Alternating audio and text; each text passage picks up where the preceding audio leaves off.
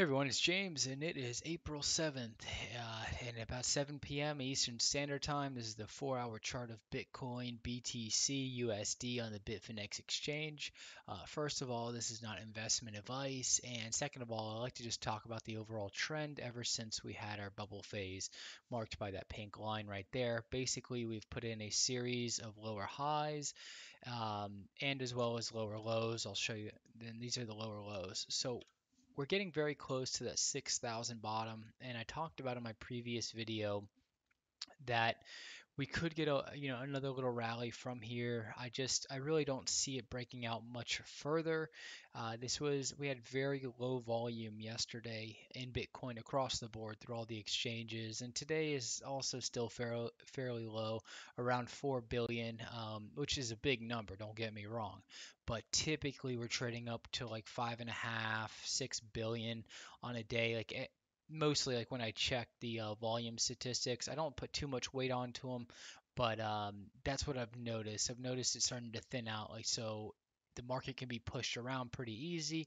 And then also we've had quite a fall, especially since we did not get a response to this top right here. Typically, when you have these highs, you'll get like a little reaction and then a continuation downside. We never got that reaction. So instead, this is becoming more elongated, and I think this is the reaction to this area right here. Also, keep in mind that it is the weekend, it's Saturday, so typically what happens in Bitcoin is that any price movement that occurs over the weekend typically gets reversed by Sunday evening to Monday morning. Um, we do have a break of the downtrend line set. So the red line set you see here is just framing in price. It's the negative slope that price has been reacting to. You can see the oscillation around the slope, and then this top slope just shows where price is more than likely going to run out of energy. Now, there's something that's happened here. Instead of basically continuing down the slope, we have consolidated sideways and broken through. So I really do not give that much weight, even though this line set is now over, it's done with. Uh, Basically what we have left now, let me just get this out of here real quick. I'll just make it real thin, and that way I'll keep it there just as a reference in the future. But anyways, it's gone. It's invalid. We're done with it. What we see here now is more of a consolidation pattern. And what I talked about in my prior video is that we could base out horizontally, which I think would be a positive sign for Bitcoin as the market kind of flattens out. So you have this fall, and then you have this flattening, and then more of an up curve like that. So that's kind of what I would expect to occur if we do form a base here in a consolidation. I'm not expecting a very big move to the upside from this area. One thing I will point out is that if we do create a higher high, a marginal higher high over about the 7,500 range, and then start to dip back downward, then ultimately what we are creating is more of a bear flag like so. And typically when price does that, like right here, you can see something like this. We have a drop, we have a pop, we have a higher low, right? So everybody starts getting bullish, boom, price gets chased up, and bam, we drop out. So that's what I think could ultimately happen here. If this does happen and we do form a larger coil, and more in a bear flag pattern where we're having higher lows and higher highs, then the downside that Bitcoin will experience if this is broken if it's broken to the downside, that's what I was trying to say, um, will be fairly significant. We're talking about we have about 1,000 point difference between this zone right here.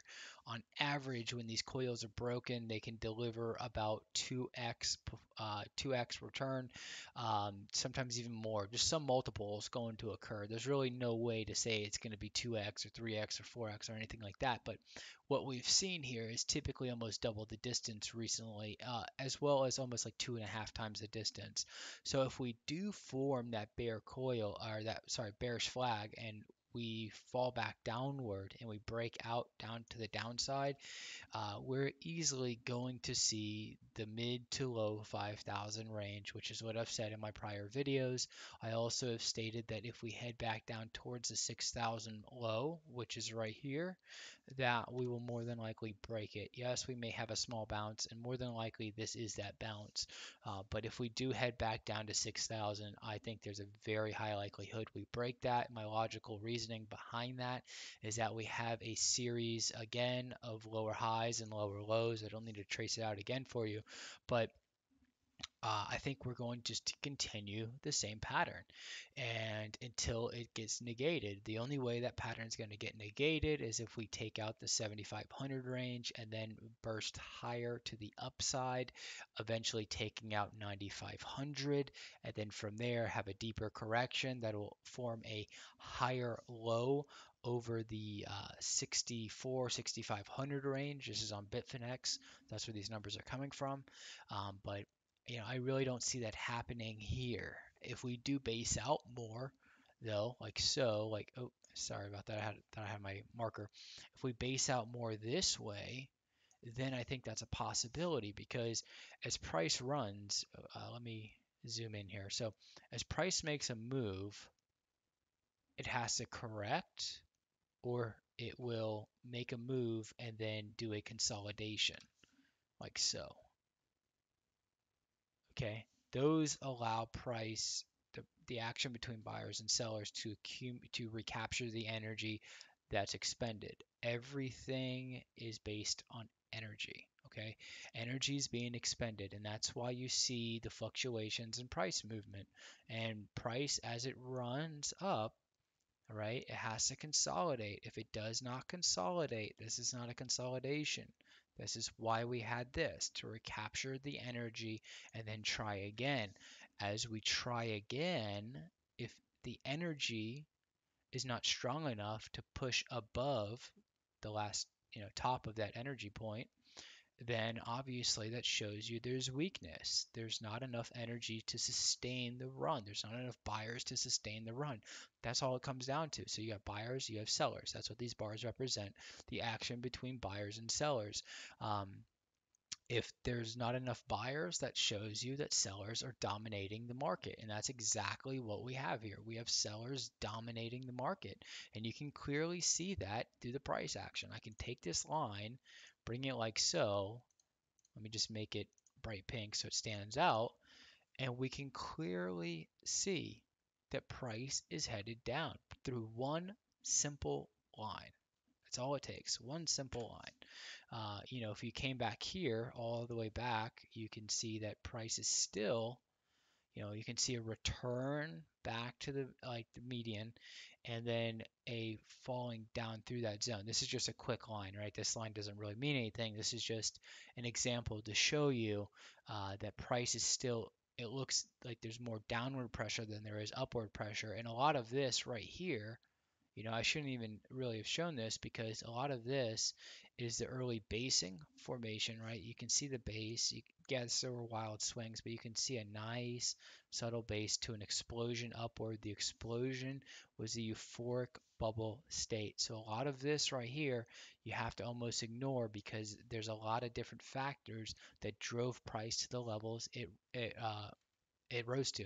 So went all the way from, you take like back in here 1800 to all the way to 20,000. That's a very powerful move. And most of this happened in less than half a year. A large portion of this move happened in literally like a month and a half. That's a very, very explosive move for a market. So that's why I ignore that half of the chart is because this is the aftermath of what happens there. We have an extremely vertical price movement, and like I've said in my prior videos, if you've watched, is that when price goes vertical, there's typically a retracement. And you can see what happened. We had the retracement there. Now price tried to get back up, right? It tried to change the direction. The buyers were pouring into the market, but there were still too many sellers. And now we can see exactly what's happening to this vertical price movement here. The same exact thing. So the what has to happen though is that we need what has to happen to ensure the overall market is going to have a sustained move to where this volatility is not going to be these violent spikes to the upside and violent spikes to the downside is we need to recapture energy. We need to base out and then form a base that price can rise from and then create a series of higher highs and higher lows at a very subtle slope, something like you would see in the stock market, something you would see in the fiat markets, and etc. Okay, so when I talk about the stock market, I know especially recently a lot of people are freaking out because the correction that we're undergoing. But if you look at the chart of the stock market, it's made a massive run. These corrections are absolutely normal. It's what has to happen to refresh sentiment. But anyways, I don't want to diverge onto that. So the the whole thing is right here. I'm not excited about price movement. Yes, we have a higher low right here, okay, which makes me think there could be a possibility we put in a higher high, but all that's going to really show is that we are then creating a bear flag like so, and those have been a ominous sign for Bitcoin that price is going to head downward. So those I've given everyone the numbers. Basically, the top on Bitfinex is 7509, so 7509 right here. If we break that high, that's obviously a positive indication as long as we can continue a higher low and then another push upward from there. If we break this high, right, this 7,500, this is just recapping everything I talked about so far, and then we head back down and we break this low right here, we are going to go back downward and we are going to go into the mid to low 5,000 range. Um, if we break up and then continue to move upward like so, that's the change of direction that Bitcoin needs. And I expect that we'll probably rise at a nice subtle slope. Yes, there will be violent spikes in between, up and down, but I think that then we can start to look for a bottom and call this a bottoming area of Bitcoin. Now, the lows to watch out for is we have 6490, hang on real quick, 6550, or hang on, I was on the wrong bar, 6500. So 6500 flat, that is the low right here. If we break that area, we're going to take this low out, no problem at all. The low on here is, hang on real quick, 64.25, so $75 difference. If we head back down to this zone, we will take this out. Now this pink line is just an uptrend. I'm just connecting the bottom. So the 6,000 bottom to the bottom right here to see how price reacts. Price hovered around that zone and bounced off. That's a positive indication. But if we do not create a higher high and instead start to head back downward like we're doing now, and we continue that downward pressure and we retrace more than about 50% of this price movement, then there's a high likelihood that we are going to continue down into the mid to low 5,000 range. So that's it for today. I imagine Sunday is going to be pretty much a just a boring day. We're probably going to consolidate a little more if this price is going to go higher. If not, then we're just going to have a continuation of a rollover. And like I said, the moves that occur in Bitcoin over the weekend typically get reversed Sunday evening to Monday morning. So that's it for tonight. If you do like the video, like, comment, subscribe, follow, depending on what social media platform you're watching on. You can if you do make comments and I do not respond to you, do not take that as me ignoring you. I am extremely, extremely busy. I literally do not stop working. I'm like a robot, but anyways, also too, you can visit my site, geometriccharts.com. On my site at the bottom, I do have my social media links and a free Slack channel to join that has over, I think it's 195 members now, and it's all cryptocurrency based. People post their opinions, people post their own charts, and news as well related to cryptocurrency. So if you're interested in cryptocurrency and you want to be a part of a community that's friendly, and everyone's been extremely friendly. All right, it's been absolutely a blessing to be a part of because there's been no trolls or anything like that. So it's just an amazing community. But anyways, the thing is that if you want to be a part of that community, it's absolutely free. There's nobody selling you anything. it's just somewhere to be to talk to other like-minded people. Again, that's at my site, geometriccharts.com. At the bottom, there's a Slack link. Click that. You go right to the channel. You can download the app, have it right on your phone, or you can, you view it from the desktop, whichever is more convenient for you. But other than that, again, have a great night, have a great day, depending on where you are, and I thank you for your time and support.